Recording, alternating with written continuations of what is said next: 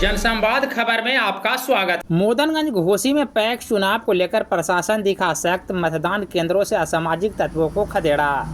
दरअसल घोसी मोदनगंज प्रखंड में कड़ी सुरक्षा के बीच मतदान की प्रक्रिया मंगलवार के शाम संपन्न हो गई।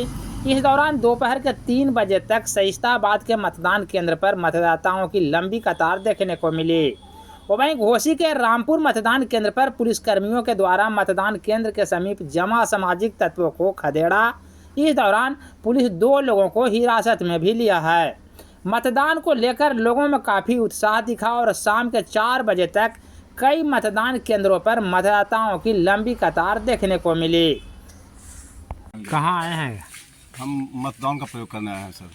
कहाँ से आए हैं? घर तो घोसी है ब्लॉक के नज़दीक में, लेकिन डेरा जहानाबाद है, जहानाबाद से आए हैं। तो जहानाबाद से आए हैं? जी जी। मतदान कर दिए? जी जी। किस पद के लिए यहाँ मतदान हो रहा है? पैक्स का सदस्य का चुनाव है सर। सदस्य का चुनाव जी। है। तो जहानाबाद से आए हैं केवल मतदान करने? जी सर, आज हम लोग को अवकाश है, मतदान के लिए अवकाश है कर्मियों को। अच्छा। तो मतलब केवल हम मतदान करने के लिए जहानाबाद से आए हैं। क्या करते हैं?